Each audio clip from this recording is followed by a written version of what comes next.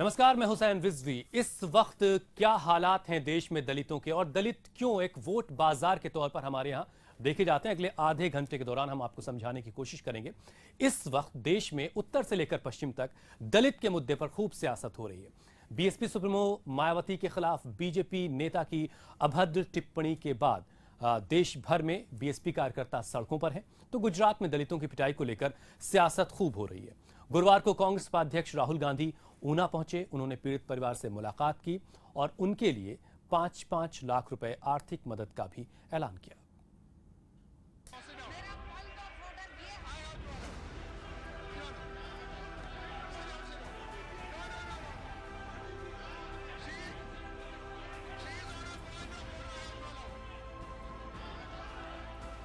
गुजरात में दलित राजनीति की आग अभी ठंडी भी नहीं पड़ी थी कि पूर्व बीजेपी नेता दयाशंकर सिंह ने बीएसपी सुप्रीमो मायावती के खिलाफ अपमानजनक टिप्पणी करके उस आग को और हवा दे दी।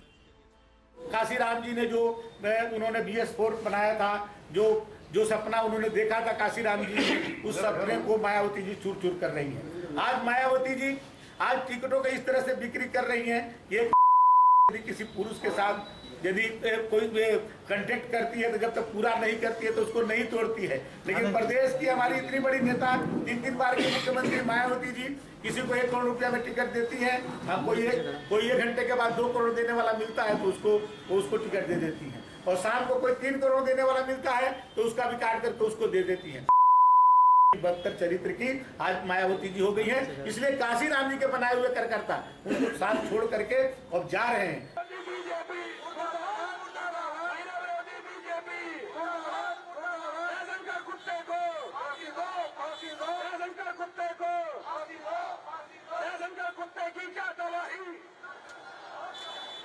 कुत्ते की क्या तबाही, अपनी बेटी को, अपनी बेटी को, शंकर अपनी बहन को,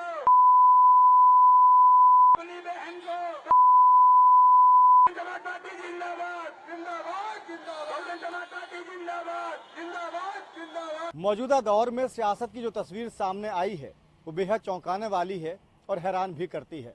सियासत में सादगी, शुचिता, मर्यादा और सम्मान की जो उम्मीद की जाती थी वो अब इतिहास के पन्नों में सिमट कर रह गई है। राजनीति में अब शायद नैतिकता की कोई जगह नहीं बची। जो जितना विवादास्पद बयान देता है वो उतना ही बड़ा सिकंदर माना जाता है।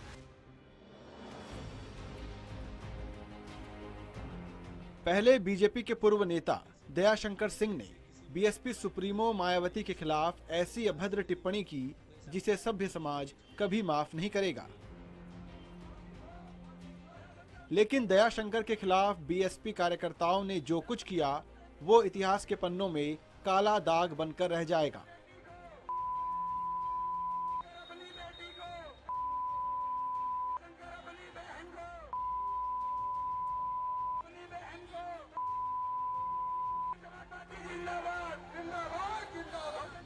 भारतीय राजनीति में अब विष को विष से ही धोया जा रहा है। दयाशंकर के बयान पर अब बीजेपी की किरकिरी होने लगी। ये बहुत निंदनीय और खेद का विषय है। तो सबसे पहले वित्त मंत्री अरुण जेटली ने दयाशंकर के बयान पर सदन में माफी मांगी। बात का मुझे निजी तौर पे भी खेद है कि किसी ने इस ऐसी शब्दावली का प्रयोग किया है। हर सदस्य की और विशेष रूप से महिला सदस्यों की प्रतिष्ठा बनी रहे, हम सबका ये प्रयास रहना चाहिए। मुझे क्योंकि अभी अभी मालूम चला है, मैं निश्चित रूप से हमारे संगठन का ऐसे किसी विषय के साथ कोई संबंध हो नहीं सकता। किसी व्यक्ति ने अगर ये कहा है, और मैं मानता हूं अगर लीडर ऑफ अपोजिशन कह रहे हैं तो कहा होगा, तो निश्चित रूप से मैं जो भी इस काम को देखते हैं उनका ध्यान इस और दिलाऊंगा ताकि हम लोग भी उस संबंध में उपयुक्त कार्रवाई कर पाए। मैं एक बार फिर बहन मायावती जी के प्रति खेद व्यक्त करता हूं कि ऐसी शब्दावली का प्रयोग हुआ। इसके बाद जब मामले ने तूल पकड़ना शुरू किया तो सबसे पहले दयाशंकर को उपाध्यक्ष के पद से हटाया गया। जब बात इतने से नहीं बनी तो उन्हें 6 साल के लिए पार्टी से बाहर का रास्ता दिखा दिया गया। लेकिन मायावती के खिलाफ दयाशंकर की इस टिप्पणी को बीएसपी भुनाने में जुट गई है और बीएसपी कार्यकर्ताओं ने बीजेपी के खिलाफ हल्ला बोल दिया है।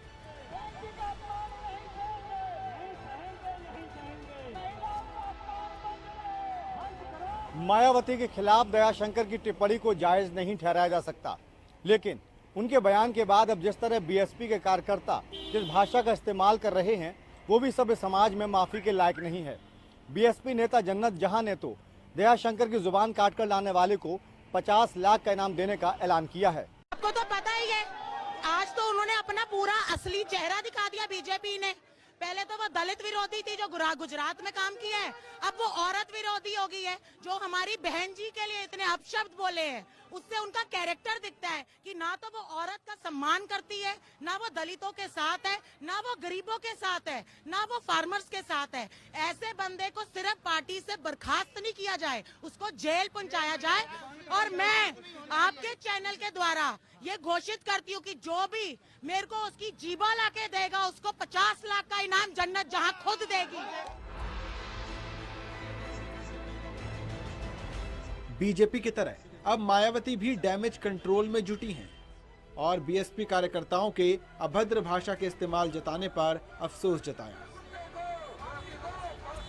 मुझे अच्छा लगता सत्ता पक्ष की ओर से, खास तौर से भारतीय जनता पार्टी की ओर से आज जो अखबारों में, मीडिया में जो खबर आई है कि बीजेपी ने उस संबंधित व्यक्ति को पद से हटाया, पार्टी से निकाला, ये उनका अच्छा कदम था, मैं उसकी सराहना करती हूँ। लेकिन अच्छा होता कि भारतीय जनता पार्टी उसको पद से हटाने के साथ साथ, पार्टी से निकालने के साथ साथ उसके खिलाफ खुद एफआईआर दर्ज कराती, तो मैं समझती हूँ बहुत अच्छा होता। वहीं बीजेपी नेता और केंद्रीय मंत्री उमा भारती ने कहा कि दयाशंकर को पार्टी से निकाल दिया गया है और इस मामले में अब बीएसपी और कांग्रेस राजनीति कर रही है। भारतीय जनता पार्टी ने उस कमेंट की निंदा की है, हम सब उस कमेंट की निंदा करते हैं और दयाशंकर सिंह को पार्टी से निकाल दिया गया है और उनको पद से भी हटा दिया गया है। इसलिए इसके साथ ही भारतीय जनता पार्टी ने अपने कार्यकर्ता के द्वारा इस अपमान का भरपूर प्रायश्चित किया है। अब इसके बाद कांग्रेस के लोग और मायावती जी राजनीति कर रहे हैं, जिसकी मैं निंदा करती हूँ। नेहरू से लेकर के सोनिया गांधी तक यह पूरा खानदान हमेशा दलित विरोधी रहा है। इसके बहुत सारे उदाहरण इतिहास में, राजनीतिक इतिहास में देखे जा सकते हैं। वहीं केंद्रीय मंत्री अनुप्रिया पटेल ने भी दयाशंकर की टिप्पणी की निंदा की, लेकिन ये भी कहा कि इस मुद्दे पर वित्त मंत्री सदन में खेद जता चुके हैं। बहुत ही घृणित है, शर्मनाक है और एक महिला होने के नाते मेरी भी उन टिप्पणियों पर आपत्ति है। लेकिन भारतीय जनता पार्टी की ओर से जिस व्यक्ति ने ऐसी टिप्पणियां की उनको पार्टी से भी निकाला जा चुका है और स्वयं माननीय वित्त मंत्री जी ने राज्यसभा के अंदर इस पर खेद व्यक्त किया है। जबकि बीएसपी महासचिव सतीश मिश्रा ने दयाशंकर को जेल भेजे जाने की मांग की है। हम लोगों ने एफआईआर दर्ज करा दी, कल जैसा कहा था वैसा कर दिया और अब हमारी डिमांड ये है कि उनका अरेस्ट होना चाहिए और दयाशंकर सिंह को अरेस्ट करके जेल भेजना चाहिए, जो उनकी सही जगह है। इस तरह की मानसिकता रखने वाले को जेल जाना चाहिए और उनको जेल भेजा जाए। ऐसे कुछ नहीं होता। ये कह देना कि पहले आप कह दिए कि हमने गोली मार दी, हमने मार दिया, हमने एक ऑफेंस कर दिया, अब हम सॉरी बोल देते हैं इसलिए मामला खत्म हो जाता है, ऐसे नहीं खत्म होता। There is a national outcry and more particularly in Uttar Pradesh, the people who are so emotionally surcharged and who are looking at Behan Mayawati ji as their savior, they have come out on the roads, they have come out and protested against this all across Uttar Pradesh, which the media knows. ऐसे किसी महिला के बारे में कोई टिप्पणी नहीं कर सकते। वहीं समाजवादी पार्टी के महासचिव नरेश अग्रवाल ने भी दयाशंकर की टिप्पणी की निंदा की है। कहते हमारी पार्टी महिलाओं का सम्मान करती है और हमारा मानना है कि अमर्यादित भाषा का राजनीति में कोई स्थान नहीं होता है। उनके बयान की जितनी निंदा की जाए वो कम है। और माननीय मुख्यमंत्री जी ने FIR दर्ज कर दी है और अब उस पर कार्रवाई हो रही है। तो ऐसा नहीं कि इमीडिएट कोई चीज में एक्शन हो जाएगा, उसको जांच होकर उसको कार्रवाई हो। लेकिन बड़ा सवाल ये है कि क्या सियासत में कीचड़ से ही कीचड़ को धोया जाएगा, यानी गाली का जवाब गाली से ही दिया जाएगा।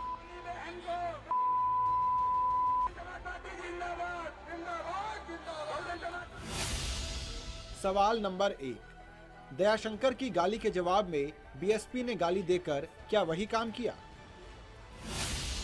सवाल नंबर 2, गाली के जवाब में गाली क्या मौजूदा राजनीति का चरित्र हो गया है? सवाल नंबर 3, दयाशंकर की मां और बेटी को गालियां देना क्या महिला विरोधी नहीं है? सवाल नंबर 4, क्या मायावती अपने कार्यकर्ताओं की इन गालियों का समर्थन करती है? सवाल नंबर 5, यूपी बीजेपी के कई नेता विवादित बयान देकर माहौल क्यों बिगाड़ते हैं?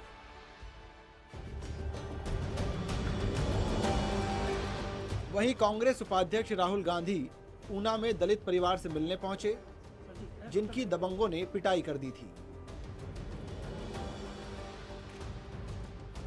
पीड़ित परिवार से मिलने के बाद राहुल गांधी ने उनका हालचाल जाना और मदद का भरोसा भी दिया।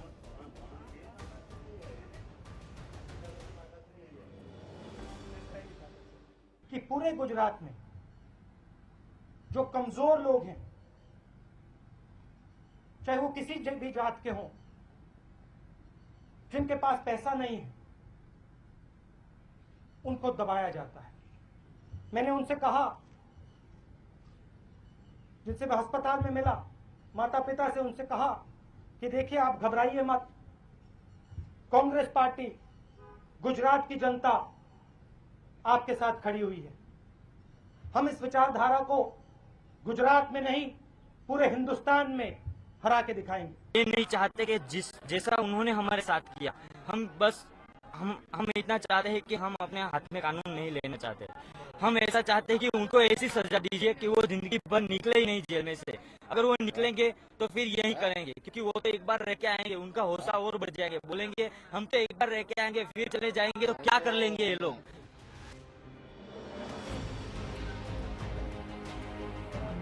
राहुल गांधी के ऊना दौरे पर बीजेपी प्रवक्ता नलिन कोहली ने चुटकी ली। नलिन ने कहा कि बुधवार को जब लोकसभा में दलित मुद्दे पर चर्चा हो रही थी, तब तो राहुल गांधी सो रहे थे। चर्चा हो रही थी, उस दौरान दिखता है कि वो अपनी नींद पूरी कर रहे थे। तो कितने गंभीर हैं इस विषय पर, मुझे लगता है वो जनता के सामने पहले ही स्पष्ट हो चुका है। गुजरात की मुख्यमंत्री आनंदीबेन पटेल गुरुवार को पीड़ित दलित परिवार को मरहम लगाने पहुंची थी, जबकि दिल्ली के मुख्यमंत्री अरविंद केजरीवाल शुक्रवार को दलित परिवार से मिलने ऊना जाएंगे। गौरतलब है कि गुजरात के ऊना में 11 जुलाई को समाज के कुछ ठेकेदारों ने गाय की खाल निकालने के आरोप में दलित युवकों की सरेआम डंडों से पिटाई कर दी। दलितों की पिटाई की यह खबर जंगल में आग की तरह फैली और संसद से सड़क तक कोहराम मच गया। इसके खिलाफ जहां दलित समेत कई संगठन सड़कों पर उतर आए, वहीं संसद में दलितों का मसीहा बनने की होड़ सी लग गई। राज्यसभा में इस मामले में कांग्रेस सांसद गुलाम नबी आजाद को बोलने के लिए कहा गया।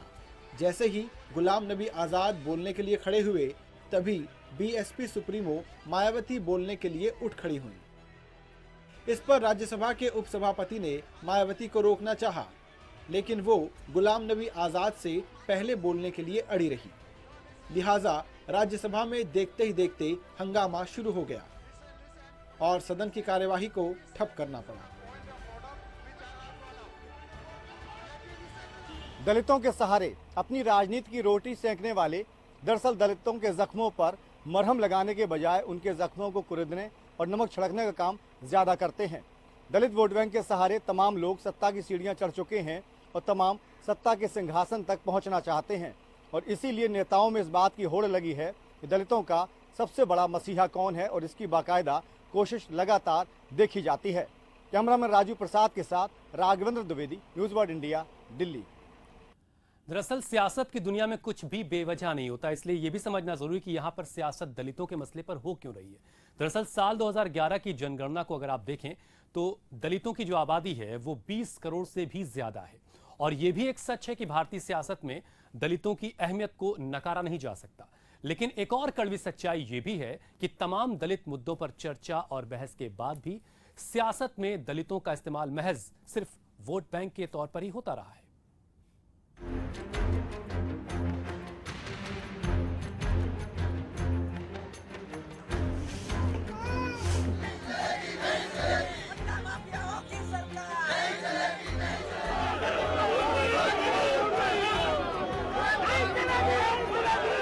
भारत में 2011 की जनगणना के मुताबिक दलितों की संख्या 20 करोड़ 14 लाख है।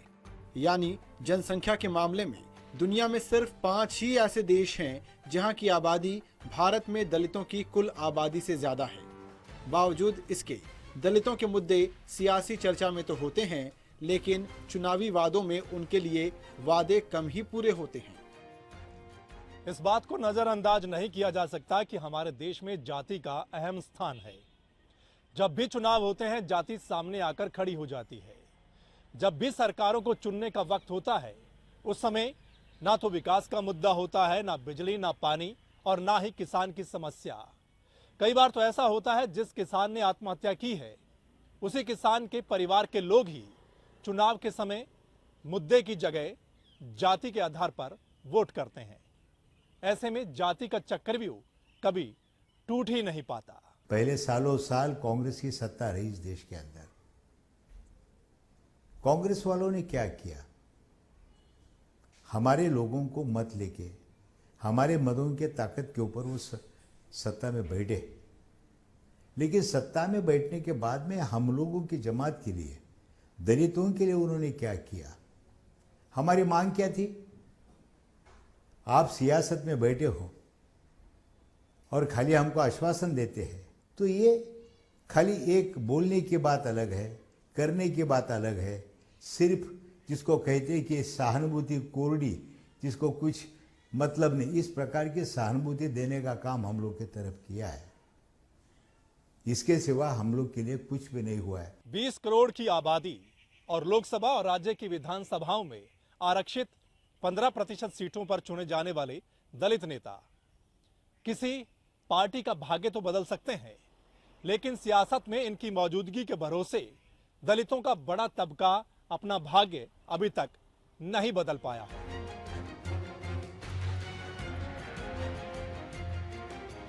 सवाल उठता है कि आखिर दलितों के विकास की तमाम नीतियों के बावजूद उनकी बुनियादी समस्याएं अब भी क्यों बनी हुई हैं? आखिर क्यों देश की राजधानी दिल्ली से लेकर उत्तर प्रदेश, गुजरात, ओडिशा, कर्नाटक, तमिलनाडु में दलित शोषण की खबरें सुर्खियां बनती हैं? देखिए, दलितों की जो ताकत है उसका इस्तेमाल किया है, इन लोगों ने किया है। और हमारा इस्तेमाल करने के बाद में हमको जिस प्रकार से न्याय मिलना चाहिए वो न्याय अभी तक हमको कभी मिला नहीं है। शायद उसका जो सोच है, जो भी सत्ता में उनका जो सोच है, यह हमारे तरफ देखने का दृष्टिकोण है, वो सिर्फ एक वोट बैंक की तरफ से देखते हैं। लेकिन फिलहाल अभी मोदी साहब की सरकार आई है, उन्होंने कुछ अलग ढांचे निर्माण किए, कुछ अलग बात कर रही है, तो उम्मीद रखते हैं कि जो पहला वाला हो उनके साथ नहीं होगा। मौजूदा दौर में चुनावी राजनीति में दलित बड़े वोट बैंक के रूप में हर पार्टी के लिए वो खुराक हैं जिसे हर कोई हड़पना चाहता है। बावजूद इसके दलित एजेंडा भारतीय राजनीति से गायब है। कांग्रेस हो या बीजेपी या फिर कोई और राजनीतिक पार्टी, दलितों को साथ लिए बिना राजनीति मुमकिन नहीं है। यही वजह है कि बीजेपी ने भारतीय रिपब्लिकन पार्टी के रामदास आठवले, एलजेपी के रामविलास पासवान और उदित राज जैसे दलित नेताओं को साथ जोड़ा। तो दूसरी ओर कांग्रेस में पीएल पुनिया के अलावा मीरा कुमार, सुशील कुमार शिंदे, कुमारी शैलजा और मुकुल वासनिक जैसे नेता दलितों के चेहरे बने।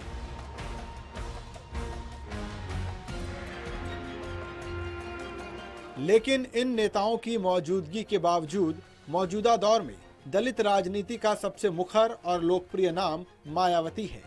और तो और इन सभी नेताओं में कोई ऐसा अकेला नाम नहीं है जिसके साथ पूरे देश के दलित खुद को जोड़ते हों। अगर ऐसा होता तो इन सवालों का जवाब मिल जाता। आखिर बिहार में मायावती का जादू क्यों नहीं चलता है? 32% दलित आबादी वाले पंजाब में दलित नेतृत्व गायब क्यों है? चुनावों में दलितों के मुद्दे आखिर क्या हैं? बीएसपी ही क्या दलित राजनीति की सुपरस्टार है? जाहिर है इतने बड़े समुदाय की निराशा और उनकी मौजूदा सामाजिक और आर्थिक स्थिति कई सवाल खड़े करती है। एक जिसको कहते ह्यूमन टेंडेंसी है। अबे हमारे पास हमारा जो समाज है, महाराष्ट्र का मिसाल ले लो, 3-3.5 करोड़ लोग हैं हमारे पर। एक सोचने वाली बात है कि अगर इतनी बड़ी तादाद में लोग होने के बावजूद भी ना उनके कॉरपोरेशन में लोग आते, ना असेंबली आते, ना उधर केंद्र में जाते हैं, पार्लियामेंट में बैठते, इसका कारण क्या है?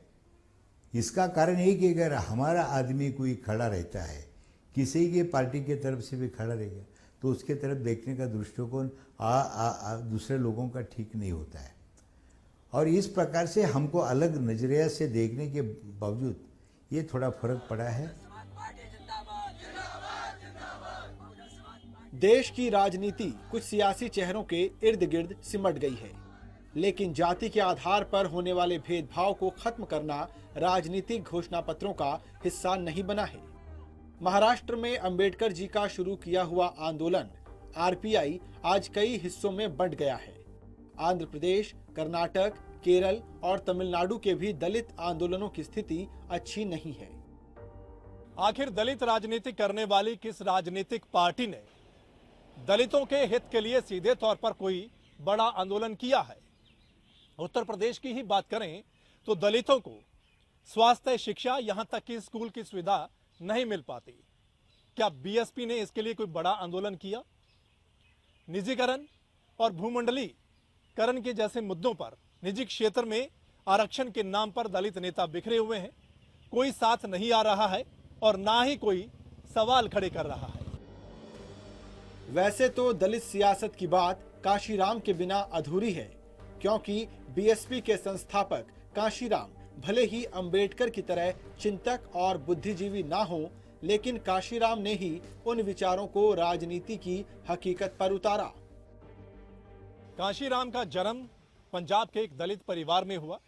1981 में काशीराम ने दलित शोषित समाज संघर्ष समिति यानी DS4 की स्थापना की। 1982 में काशीराम ने द चमचा एज लिखा, जिसमें उन्होंने उन दलित नेताओं की आलोचना की जो कांग्रेस जैसी परंपरागत पार्टी के लिए काम करते थे। 1984 में काशीराम ने बीएसपी की स्थापना की। लेकिन बीएसपी के सत्ता में आने के बाद भी यूपी में दलितों की स्थिति कितनी बदली है, ये सब जानते हैं। सवाल तो ये भी उठते हैं कि मायावती जिस ठसक के साथ रहती है, उसे देखकर काशीराम कितना खुश होते, क्योंकि व्यक्तिगत रूप से काशीराम एक सादा जीवन जीते थे। क्या वाकई दलित एजेंडा भारतीय राजनीति के फलक से बीते 10 साल में गायब हो गया है? इस सवाल का जवाब दलित सियासतदानों के अलावा देश की सभी राजनीतिक पार्टियों को भी देना होगा। Team news world India. मतलब ये कि भारतीय सियासत में भले ही दलितों को नजरअंदाज न कर पाना किसी भी दल के लिए मुश्किल हो, लेकिन इसके आज़ादी के 65 साल से ज़्यादा का वक्त गुजर चुका है, लेकिन लगातार दलितों के नाम पर सियासत करने के बावजूद दलितों के हालात में कोई बदलाव नहीं आया है। ये सबके जहन में एक बड़ा सवाल है।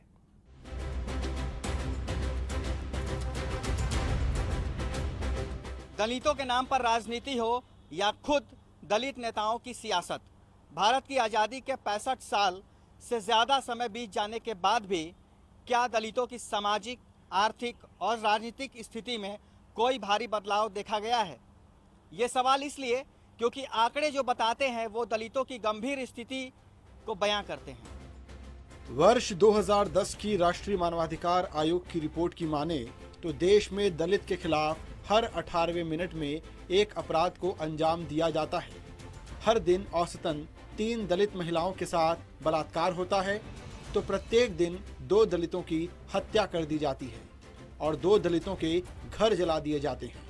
इतना ही नहीं, 37% दलित गरीबी रेखा के नीचे रहने पर मजबूर हैं, 54% दलित कुपोषित हैं, तो दलितों के घरों में पैदा लेने वाले 1000 बच्चों में से 83 बच्चों की मौत 1 साल के अंदर हो जाती है, जबकि इन बच्चों में से 12% बच्चों की मौत 5 साल से पहले हो जाती है और 45% बच्चे निरक्षर रह जाते हैं। आंकड़े बताते हैं कि ग्रामीण इलाकों में 28% दलितों को पुलिस थानों में घुसने से रोका जाता है, तो सरकारी स्कूलों में 39% बच्चों को दूसरे बच्चों से अलग बैठकर खाना खाने पर मजबूर होना पड़ता है। ग्रामीण इलाकों में 24% दलितों के घर चिट्ठियां नहीं पहुंचती हैं, जबकि छुआछूत की वजह से 48% गांवों के जल संसाधनों पर दलितों का कोई हक नहीं है।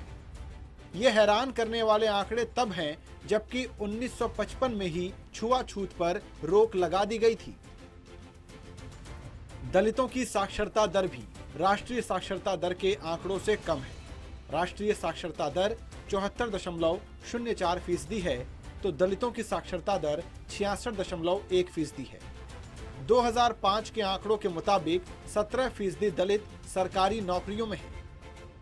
हालांकि बीजेपी में शामिल हो चुके दलित नेता उदित राज का कहना है कि दलितों और पिछड़ों की जिंदगी में जो भी बदलाव आए हैं वो सिर्फ आरक्षण की वजह से है। नौकरशाही ने वो अपने लिए ही करते हैं, जो नौकर बन गया वो करते नहीं। दो देखिए, जो डोर स्टेप के ऊपर नौकर जाता है वो कोई जाता नहीं, सवाल सिर्फ वोट बनाने जाते हैं और कोई काम नहीं। कभी किसी का पासपोर्ट बनाने नहीं जाते, कभी किसी का डोमिसाइल सर्टिफिकेट बनाने नहीं जाते, कभी ये नहीं पूछने जाते भी कितने लोग अनपढ़ हैं, कितने भूखे सोते हैं, कितने लोग जो हेल्थ के जरिए जो महापुरुष कर गए, वो तो एक भी दलित नहीं जाता, लीडर भी नहीं जाता, ब्यूरोक्रेट भी नहीं जाते कहीं। ये बात सही है कि आरक्षण के फायदे से दलितों में भी एक संपन्न तबका पैदा हुआ है जिसे क्रीमी लेयर के नाम से जाना जाता है, लेकिन हकीकत ये भी है कि आरक्षण का फायदा समूचे वर्ग को न मिलकर कुछ ही जातियों तक सीमित रहा है। मीडिया हो, पूंजी बाजार हो, निर्माण हो, ठेका हो या फिर सप्लाई हो, इन सब क्षेत्रों में दलितों की भागीदारी नहीं के बराबर है। जाहिर है इसके लिए अतीत तो जिम्मेदार है ही, लेकिन सियासी पार्टियां और सरकार इसके लिए ज्यादा जिम्मेदार हैं।